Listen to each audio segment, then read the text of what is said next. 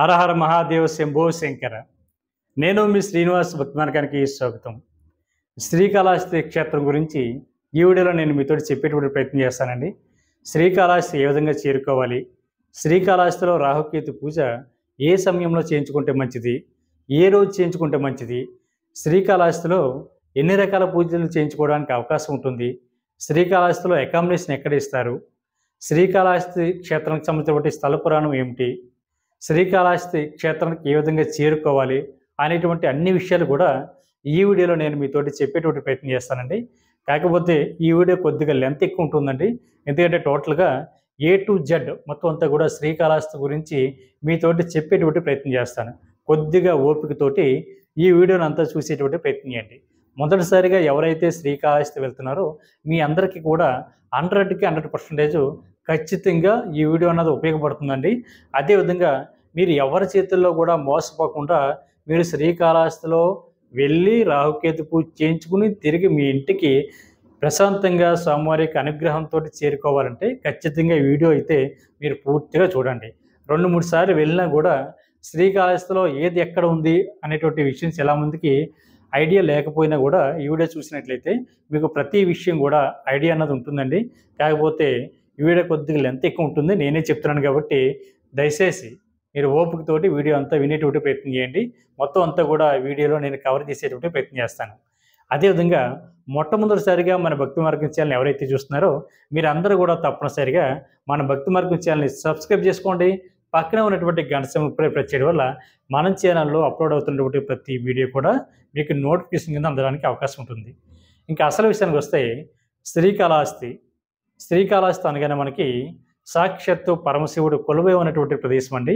పంచభూత లింగాలలో ఒకటైనటువంటి వాయులింగం రూపంలో సాక్షాత్తు పరమశివుడు ఇక్కడ ఉన్నటువంటి భక్తులందరికీ కూడా దర్శనం ఇవ్వడం జరుగుతూ ఉంటుంది. దాంతోపాటు అమ్మవారు జ్ఞాన ప్రసన్నంబగా భక్తులు కోరిన కోరికలు తీర్చేటువంటి కల్పవల్లిగా ఈ క్షేత్రంలోనే కొలువై ఉండి భక్తులందరికీ కూడా దర్శనం ఇవ్వడం జరుగుతూ ఉంటుంది.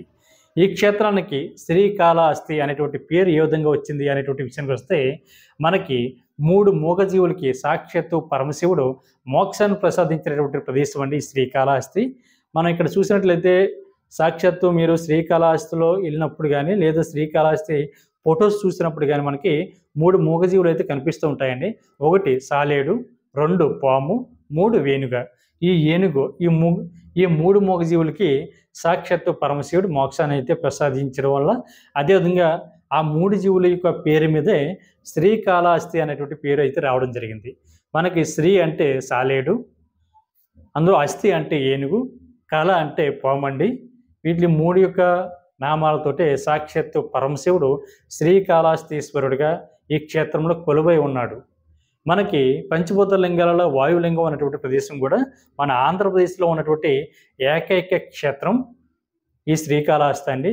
ఈరోజు కూడా ప్రాణం ఉన్నటువంటి శివలింగంగా ఈ శ్రీకాళహస్తిలో ఉన్నటువంటి స్వామివారి యొక్క శివలింగాన్ని అయితే పిలుస్తూ ఉంటారు. ఈ ప్రాణం ఉందా లేదా అనేటువంటి ఎన్నో పరిశోధనలు కూడా ఈ క్షేత్రం పైన జరిగినాయి అని కూడా చెప్తూ ఉంటారండి. ఎందుకంటే మీరు యొక్క స్వామివారి యొక్క దర్శనకు వెళ్ళినప్పుడు మీరు ఒక విషయాన్ని అయితే గమనించవచ్చు. స్వామివారి యొక్క మనకి శివలింగానికి ఎదురుగా ఉన్నటువంటి కుడివైపు అంటే మన దర్శనానికి వెళ్తున్నప్పుడు అయితే ఎడమవైపు ఉంటుందండి. మనకి స్వామివారికి అఖండ దీపం కనిపిస్తూ ఉంటుంది. మనకి అంటే కుడివైపు ఎడవైపు ఉన్నటువంటి అంటే స్వామివారికి కుడివైపు కాబట్టి కుడివైపు ఉన్నటువంటి అఖండ దీపం మనకి ఊగుతున్నట్టుగా అంటే కొద్దిగా కదులుతున్నట్టుగా కనిపిస్తూ ఉంటుందండి. మనకి అంటే ఎడమవైపు ఉన్నటువంటి దీపాలు ఏవైతే ఉన్నాయో అవి కదలవు.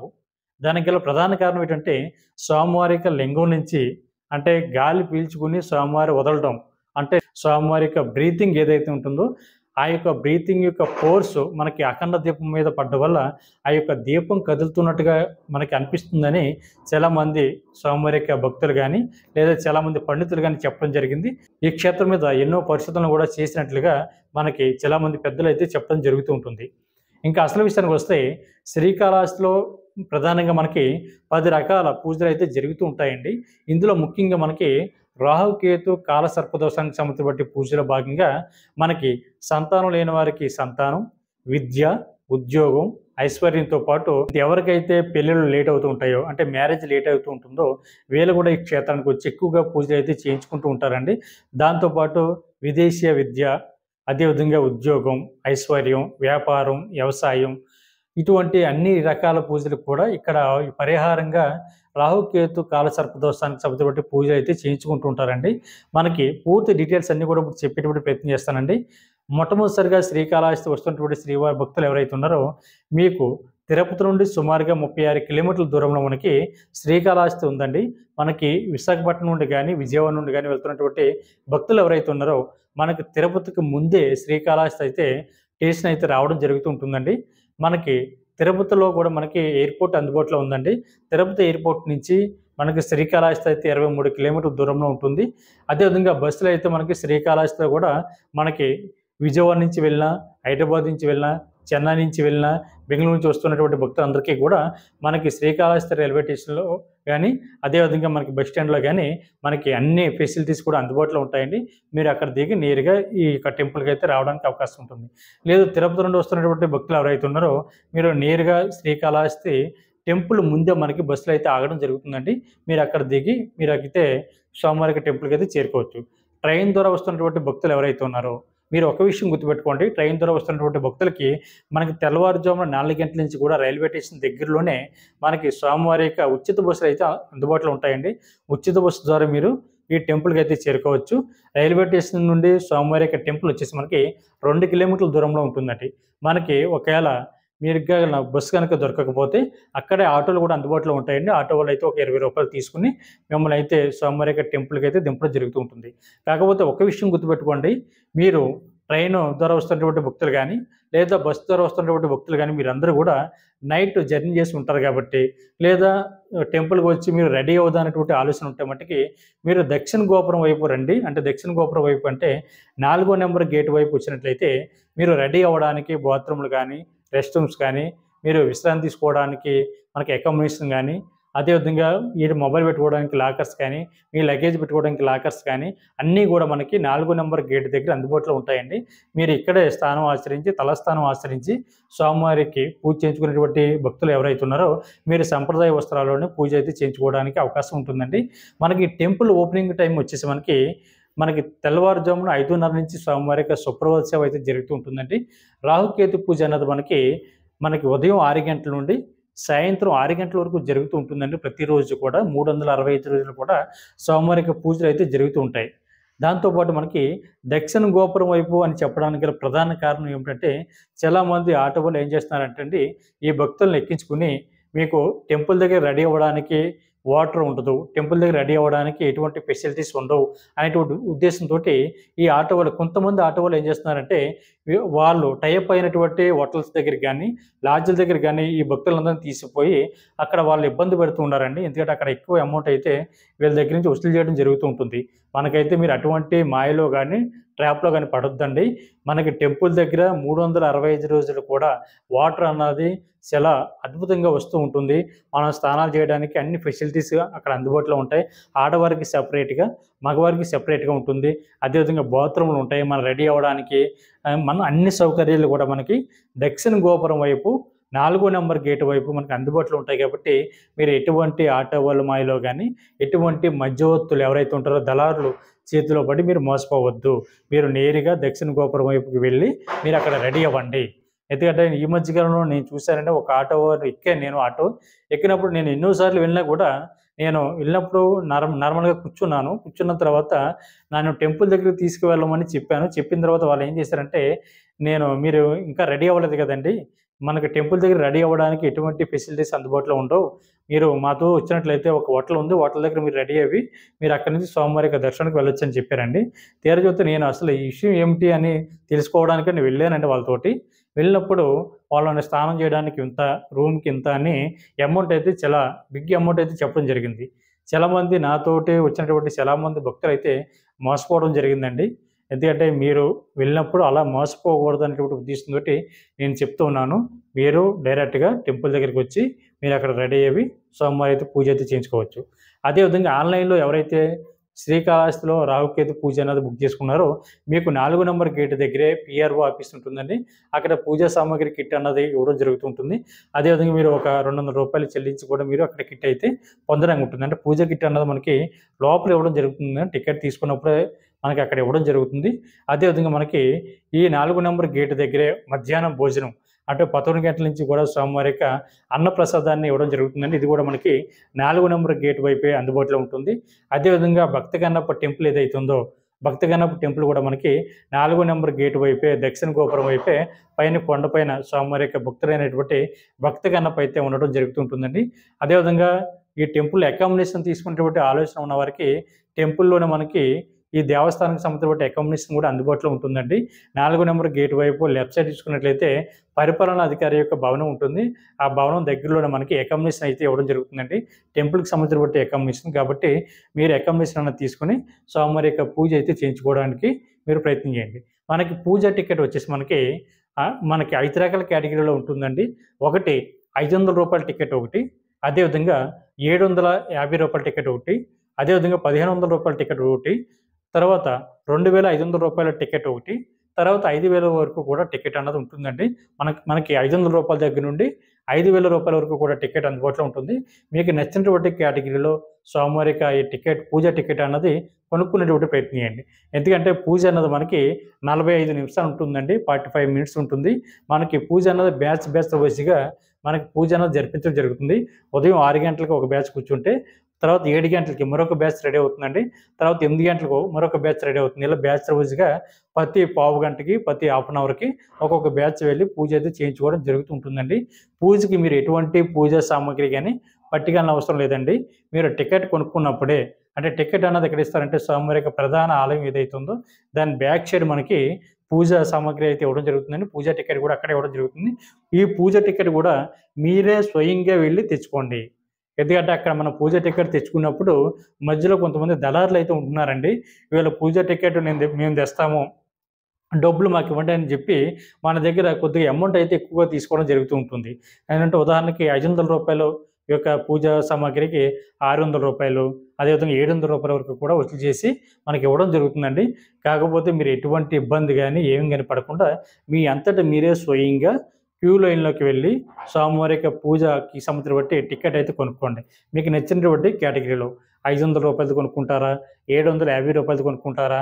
అదేవిధంగా మనకి ₹2500 కొనుక్కుంటారా? ₹1500 పూజ టికెట్ కొనుక్కుంటారా? అదేవిధంగా ₹5000 పూజ టికెట్ కొనుక్కుంటారా అన్నది మీ ఇష్టం. పూజ అయితే ఇంచుమించుగా అందరికి ఒకే విధంగా జరుగుతుందండి. మనకి ₹500 పూజ టికెట్ తీసుకున్న వాళ్ళకి మనకి దక్షిణ గోపురం వైపు నుంచి ఎంటర్ అయిన తర్వాత అక్కడ మండపాలు ఉంటాయి కదండీ! అక్కడ స్టార్టింగ్ మండపాల్లో కూర్చోబెట్టడం జరుగుతూ ఉంటుంది. ₹700, ₹750 వాళ్ళకి కొద్దిగా దాని పక్కన ఉన్నటువంటి మండపాల్లో కూర్చోబెట్టడం జరుగుతుంది. తర్వాత ₹1500 టికెట్ తీసుకున్న వాళ్ళకి మనకి రైట్ సైడ్ ఉన్నటువంటి మండపాల్లో కూర్చోబెట్టడం జరుగుతుంది. అదేవిధంగా ₹2500 టికెట్ తీసుకున్న వాళ్ళకి దాని లోపల ఉన్నటువంటి మండపాల్లో కూర్చోబెట్టడం జరుగుతుంది. తర్వాత మనకి ₹5000 టికెట్ తీసుకున్నటువంటి భక్తులకి మనం స్వామివారికి దర్శనానికి వెళ్తున్నప్పుడే మనకి అక్కడ మండపాల్లో కూర్చుంటారు కదండీ! వాళ్ళు ₹5000 దర్శన టికెట్ తీసుకున్నటువంటి భక్తులండి. ఇంచుమించుగా మీరు ఏ కాస్ట్‌లో టికెట్ తీసుకున్నా సరే పూజ అన్నది అందరికీ ఒకే విధంగా జరుగుతుంది. పూజలో ఎటువంటి మార్పు ఉండదు. అదేవిధంగా మీకు పూజా సామాగ్రి అన్నది మీరేమీ కొనుక్కోనవసరం లేదు. మీరు కొనుక్కున్నటువంటి టికెట్‌లోనే మీకు పూజా సామాగ్రి అన్నది ఇవ్వడం జరుగుతుంది. అందులో మనకి ఒక కొబ్బరికాయ, అదేవిధంగా కొన్ని పువ్వులు, అదేవిధంగా ఒకటి నల్ల వస్త్రం, రెండోది ఎరుపు రంగు వస్త్రం, 2 రకాల ధాన్యాలు, అదేవిధంగా రాహు, కేతు యొక్క వెండి విగ్రహాలు కూడా ఇవ్వడం జరుగుతుంది కాబట్టి మీరు ఇవన్నీ కూడా దాంతో పాటు మనకు పసుపు, కుంకుమ కూడా ఇవ్వడం జరుగుతుందండి. మీకు ఇచ్చేటువంటి కిట్‌లోనే ఉంటాయండి ఇవన్నీ కూడా. ఇచ్చిన తర్వాత మీరు కొనుక్కున్నటువంటి టికెట్‌కి సంబంధించిన మండపం దగ్గరికి వెళ్ళిన తర్వాత అక్కడ అర్చక స్వామి ఎవరైతే ఉంటారో పూజ జరిపించేటువంటి పూజారి గారు ఎవరైతే ఉంటారో మిమ్మల్ని ఆ ప్లేస్‌లో కూర్చోమని చెప్తుంటారండి. అక్కడ శ్రీకాళహస్తిలో ఉన్నటువంటి సిబ్బంది మనకి చాలా సపోర్ట్‌గా ఉంటారు. చాలా హెల్ప్‌ఫుల్‌గా ఉంటారు. మన పూజ ఏ విధంగా చేయాలి అని తెలియకపోయినా కూడా మీరు ఎటువంటి ఇబ్బంది పడనవసరం లేదండి. పూజ ఏ విధంగా చేయాలి? ఏ విధంగా కూర్చోవాలి? కొబ్బరికాయ ఎప్పుడు కొట్టాలి? నల్ల వస్త్రం ఏ విధంగా పెట్టాలి? ఎరుపు రంగు వస్త్రం ఏ విధంగా పెట్టాలి? రాహుకేతు విగ్రహాలు ఏ విధంగా పెట్టాలి? పువ్వులు ఎప్పుడు పూజించాలి? అన్ని విషయాలు కూడా వాళ్ళు చెప్పడం జరుగుతూ ఉంటుందండి. కాకపోతే మీరు రాహుకేతు పూజ చేయించుకోవడానికి వెళ్తున్నటువంటి భక్తులు ఎవరైతే ఉన్నారో మీరందరూ కూడా తప్పనిసరిగా 3 విషయాలు గుర్తుపెట్టుకోండి. ఒకటి మీ జన్మ నక్షత్రం, మీ యొక్క గోత్రం, అదేవిధంగా మీ యొక్క రాశి. అర్థమైందండి. భర్త స్టారు, అదేవిధంగా మీ యొక్క గోత్రం ఇవన్నీ తెలుసుకొని మీరు పూజకైతే వెళ్ళండి. పూజ అన్నది మనకి పెళ్ళైన వారైతే భార్యాభర్త ఇద్దరు కలిపి చేయించుకోవచ్చండి. పెళ్లి కానిటువంటి అబ్బాయి గాని లేతే అమ్మాయి గాని ఉంటే వాళ్ళిద్దరూ కూడా విడివిడిగా చేయించుకోవాలి. అంతేగాని పెళ్లి గాని, అబ్బాయి గాని, అమ్మాయి గాని ఇద్దరు కూడా జంటగా మాత్రం పూజ అయితే చేయించుకోవడానికి అవకాశం లేదండి. అదేవిధంగా ఒక పేరెంట్స్ మీ పిల్లలతోటి పూజ అన్నది చేయించుకునేటువంటి ఉద్దేశం ఉంటే మీరు కూడా పూజలకు వెళ్ళి అంటే పూజ చేయించుకునేటువంటి వ్యక్తితోటి మరొక పర్సన్ కూడా వెళ్ళి పూజలో అయితే కూర్చోవడానికి అవకాశం ఉంటుందండి. కాకపోతే పూజ ఒకరే చేస్తారు. మరొక పర్సన్ పక్కన కూర్చుంటారు అంతే. అదేవిధంగా మనకి భార్యాభర్తలు అయితే ఇద్దరు కలిపి పూజ చేస్తారండి. కాబట్టి ఈ విషయం గుర్తుపెట్టుకోండి. తర్వాత పూజ అన్నది అక్కడ ఉన్నటువంటి పూజారి గారు మనకి 4 లాంగ్వేజ్‌లో పూజ అన్నది చేయించడం జరుగుతుంటుందండి. తెలుగు, తమిళ్, హిందీ, ఇంగ్లీషు. మీరు ఎటువంటి ఇబ్బంది పడనవసరం లేదు. ఒకవేళ తెలియకపోతే అక్కడ ఉన్నటువంటి సిబ్బంది ఎవరైతే ఉన్నారో ఆ సిబ్బంది మనకు హెల్ప్ చేస్తూ ఉంటారండి. కాబట్టి మీరు ఎటువంటి కంగారు గాని, ఎటువంటి టెన్షన్ గాని పడకుండా మీరైతే పూజ అన్నది చేయించుకోవచ్చండి. పూజ చేయించుకున్నప్పుడు మాత్రం మనకి అక్కడ స్వామివారికి అంటే వెండి విగ్రహాలు ఇవ్వడం జరుగుతుందండి. పూజ అనంతరం కూడా ఆ వెండి విగ్రహాలను మీరు స్వామివారికి ప్రధాన ఆలయం ఏదైతుందో అక్కడ మీరు ఏంటంటే స్వామివారికి విగ్రహాన్ని మీరు అక్కడ విడిచిపెట్టి రావాలండి. అంటే మీరు చూడకుండా వెనక నుంచి విగ్రహాలను అక్కడ విడిచిపెట్టాలి.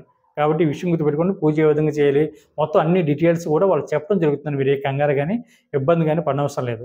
అదేవిధంగా పూజ చేయించుకోవడానికి వెళ్తున్నటువంటి భక్తులు ఎవరైతే ఉన్నారో మీరు కొద్దిగా చిల్లర కూడా మీరు పట్టుకెళ్ళండి.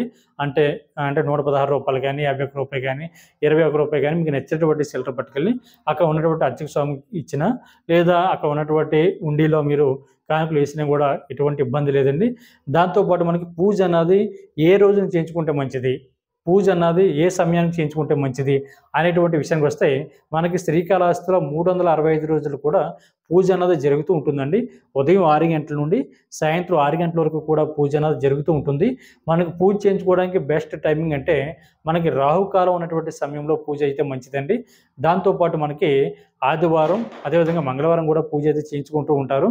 అదేవిధంగా ముఖ్యంగా మనకి అమావాస్య రోజు అదేవిధంగా అశ్లేష నక్షత్రం ఉన్నటువంటి రోజు, పౌర్ణమి రోజుల్లో కూడా మనకి పూజ అన్నది ఎక్కువగా చేయించుకుంటూ ఉంటారండి. అంటే గ్రహణాల సమయంలో అంటే సూర్యగ్రహణం గాని, చంద్రగ్రహణం గాని ఉన్నటువంటి సమయంలో కూడా పూజ అన్నది బాగా ఎక్కువగా చేయించుకుంటూ ఉంటారండి. అంటే మిగిలినటువంటి సమయంలో కూడా పూజ అన్నది జరుగుతూ ఉంటుంది గానీ, చాలామంది ఎక్కువగా అమావాస్య ఉన్నటువంటి రోజుల్లో పూజ అన్నది ఎక్కువగా చేయించుకోవడం జరుగుతుంటుంది. ఆ రోజుల్లోనే మనకి శ్రీకాళహస్తిలో స్వామివారి యొక్క టెంపుల్ అయితే కొద్దిగా అంటే రద్దీగా ఉంటుందండి. అదేవిధంగా మనకి పూజ చేయించుకునేటువంటి భక్తులు ఎవరైతే ఉన్నారో మీరు పూర్తిగా సంప్రదాయ వస్త్రాల్లో మాత్రమే పూజలో అయితే పాల్గొనాలండి. ఒకవేళ సంప్రదాయ వస్త్రాలు పట్టుకెళ్ళలేదనుకుంటే ఎటువంటి కంగారు కూడా పడనవసరం లేదు. ప్యాంట్ గాని, షర్ట్ గాని వేసుకొని పూజలో కూర్చోవచ్చండి. అంటే మ్యాక్సిమం మీరు సంప్రదాయ వస్త్రాల్లో కూర్చొని పూజ చేస్తమే ఉత్తమం అని చెప్తానండి. దాంతో పాటు మనకి పూజ చేయించుకునేటువంటి భక్తులు ఎవరైతే ఉన్నారో పూజ అనంతరం కూడా మీరు అంటే శ్రీకాళహస్తిలో పూజ కంప్లీట్ అయిపోయిన తర్వాత మీరు ఎవరు బంధువుల ఇంటికి గాని, మీకు స్నేహితుల ఇంటికి గాని వెళ్ళకుండా నేరుగా పూజ అనంతరం మీ ఇంటికి రావాలండి. ఈ విషయం బాగా గుర్తుపెట్టుకోండి. ఒకవేళ మీకు తెలియకపోతే అక్కడ ఉన్నటువంటి పూజారి గారిని అడిగితే వాళ్ళు చెప్తారు. మీతోటి ఎవరైతే పూజ చేయించారో అక్కడ ఉన్నవారిని అడిగితే చెప్తారండి. దాంతో పాటు మనకి 3 రోజులు అంటే పూజకు ముందు, పూజ తర్వాత కూడా 3 రోజులు నాన్ వెజ్ అన్నది మీరు తీసుకోకపోవడం మంచిది. అదేవిధంగా ఆడవారైతే మీకు డేట్ వచ్చినటువంటి 8దో రోజు నుంచి మనకి శ్రీకాళహస్తి రాహుకేతు పూజ అయితే చేయించుకోవడానికి అవకాశం ఉంటుందండి. కాబట్టి ఈ విషయాలన్నీ కూడా మీరు గుర్తుపెట్టుకోండి. అదేవిధంగా మనకి శ్రీకాళహస్తిలో స్నానం చేసినటువంటి తడి బట్టలు ఏవైతే ఉన్నాయో మీరు టెంపుల్‌లో విడిచిపెట్టొద్దండి దయచేసి. ఆ బట్టలు మీరు టెంపుల్‌లో గాని ఎక్కడికైనా విడిచిపెట్టకూడదు. మీరు నేరుగా మీకు యేసుకున్నటువంటి దుస్తులు ఏవైతే ఉన్నాయో తిరిగి మీరు ఇంటికి పట్టుకుపోండి. చాలామంది ఏం చేస్తున్నారంటే కొంతమంది దళారులు అక్కడ ఉన్నటువంటి అంటే కొంతమంది వీఐపీలు వస్తుంటారు కాబట్టి వీళ్ళు అందమైనటువంటి వస్త్రాలు వేసుకొస్తుంటారు. పట్టు వస్త్రాలు వేసుకొస్తుంటారు. కాస్ట్‌లీ శారీస్ కట్టుకొస్తుంటారండి. వీళ్ళని ట్రాప్ చేసి మీరు ఈ బట్టలతోటి ఇంటికి వెళ్ళకూడదండి. ఈ బట్టలు ఇక్కడ విడిచిపెట్టేసి వేరే వస్త్రాలు ధరించి వెళ్ళాలని చెప్తూ వీళ్ళందరినీ కూడా మోసం చేయడం జరుగుతుందండి. మీరు ఈ విషయాన్ని బాగా గుర్తుపెట్టుకోండి. మీరు ఎటువంటి వస్త్రాలు గాని, ఏమి గాని టెంపుల్‌లో విడిచిపెట్టొద్దు. పూజ చేసిన అనంతరం అదే బట్టలతోటి మీరు ఇంటికి వెళ్ళొచ్చు. లేదా డ్రెస్ మార్చుకొని వేరే డ్రెస్ ఏసుకొని మీరు ఇంటికి వెళ్ళొచ్చు తప్ప మీరు స్నానం చేసేటువంటి తడి బట్టలని మీరు టెంపుల్‌లో విడిచిపెట్టొద్దు. అదేవిధంగా పూజ అనంతరం కూడా మీరు ఏసుకున్నటువంటి డ్రెస్‌ని టెంపుల్‌లో విడిచిపెట్టొద్దు. మీరు మీ బ్యాగ్‌లో సర్దుకొని ప్రశాంతంగా మీరు ఇంటికైతే చేరుకోండి. దాంతో పాటు మనకి రాహుకేతు కాలసర్ప దోషానికి సంబంధించినటువంటి పూజలు ప్రధానంగా మనకి పెళ్లి కాని వారికి పెళ్లి జరిపించుకోవడానికి. అంటే కుజగ్రహం కారణంగా పెళ్ళి అన్నది చాలామంది భక్తులకు లేట్ అవుతూ ఉంటుందండి. పెళ్ళి తొందరగా అవ్వాలనుకున్న వారు ఈ పూజ చేయించుకుంటూ ఉంటారు. కొంతమందికి సంతానం లేట్ అవుతూ ఉంటుందండి. సంతానం కలగాలని పూజ చేయించుకుంటూ ఉంటారు. కొంతమంది విదేశీ ఈ చదువు కోసం పూజ చేయించుకుంటూ ఉంటారు. కొంతమంది విద్య కోసం అంటే చదువు బాగా రావాలని పూజ చేయించుకుంటూ ఉంటారు. కొంతమంది కెరియర్‌లో బాగా సెటిల్ అవ్వాలని పూజ చేయించుకుంటూ ఉంటారు. కొంతమంది వ్యవసాయం, అదేవిధంగా వ్యాపారం, అదేవిధంగా రాజకీయ రంగాల్లో ఒక ఉన్నతమైనటువంటి స్థానానికి వెళ్ళాలని పూజ చేయించుకుంటూ ఉంటారు. కొంతమందికి జాతక చక్రంలో ఉన్నటువంటి రాహుకేతు కాల సర్పదోషానికి సంబంధించినటువంటి పూజలైతే చేయించుకుంటూ ఉంటారండి. మనకి ఇలా సుమారుగా 10 రకాల పూజలైతే దేవస్థానంలో పూజలన్నది జరుగుతూ ఉంటుందండి. మీరు పూజ చేయించుకున్నప్పుడు మీరు పూజ అన్నది దేనికి చేయించుకుంటున్నారు అన్నది అక్కడ స్వామివారు అడుగుతారు. పూజారి అడుగుతారండి. పూజారి అడిగినప్పుడు ఆ సంకల్పం చెప్పినటువంటి సమయంలోనే మీరు పూజ అన్నది దేనికి చేయించుకుంటున్నారు అన్నది మీరు మనసులో అనుకుని పూజ అయితే చేయించుకోవచ్చు. చాలామంది ఏంటంటే పెళ్లి కావాలని చేయించుకుంటూ ఉంటారు. కొంతమంది సంతానం కావాలని పూజ చేయించుకుంటూ ఉంటారు. కొంతమంది అంటే విద్య కోసం అంటే ఉన్నతమైనటువంటి చదువుల కోసం అంటే విదేశాల్లో వెళ్లి చదువుకోవాలి అనేటువంటి ఆలోచన ఉన్నవారు పూజ చేయించుకుంటూ ఉంటారు. కొంతమంది ఒక మంచి గవర్నమెంట్ జాబ్ రావాలని పూజ చేసుకుంటూ ఉంటారు. కాబట్టి మీకు సంకల్ప టైంలో మీకు కోరిక ఏదైతే ఉందో ఆ కోరిక అనేది మీరు చెప్పుకొని పూజ అయితే చేయించుకోవచ్చండి. మనకి పూజ కంప్లీట్ అయిన తర్వాత స్వామివారి యొక్క దర్శనానికైతే మనల్ని పంపించడం జరుగుతుంటుందండి. స్వామివారి యొక్క దర్శనానికి వెళ్తున్నప్పుడు ముందు స్టార్టింగ్‌లోనే మనకి పాతాళ గణపతి కనిపిస్తారండి. పాతాళ గణపతిని కూడా మీరు తప్పనిసరిగా పాతాళ గణపతిని మీరు ఖచ్చితంగా చూసి దర్శించుకుని తర్వాత స్వామివారి యొక్క దర్శనానికి వెళ్ళండి. వెళ్ళిన తర్వాత మనకి అదే క్షేత్రంలో మనకి దక్షిణామూర్తి కనిపిస్తూ ఉంటారు. దాని తర్వాత మనకి శ్రీకాళహస్తీశ్వరుడిని దర్శించుకుంటాం. దాని తర్వాత జ్ఞాన పరశురాముడిని ఏదైతే అమ్మవారిని కూడా మనం దర్శించుకోవడం జరుగుతుంటుంది. దాని తర్వాత మనకి కొద్దిగా బయటకు వచ్చిన తర్వాత రైట్ సైడ్ చూసినట్లయితే మనకి ఏంటంటే శిఖర దర్శనం అని ఉంటుందండి. మనకి 3 గోపురాలు కూడా శిఖరాల్లో కనిపిస్తూ ఉంటాయి. అక్కడ మార్కింగ్ కూడా వేసి ఉంటుందండి. ఒకవేళ తెలియకపోతే అక్కడ అడగండి. అక్కడ అమ్మవారి యొక్క శిఖరం గానీ లేదా అయ్యవారి యొక్క శిఖరం గానీ అంటే సాక్షాత్తు పరమశివుడి యొక్క శిఖర గోపురం గానీ మనకు కనిపిస్తూ ఉంటుంది. దాంతోపాటు మనకి స్వామివారి యొక్క భక్తులైనటువంటి భక్తగణప గోపురం కూడా మనకి కనిపిస్తూ ఉంటుందండి.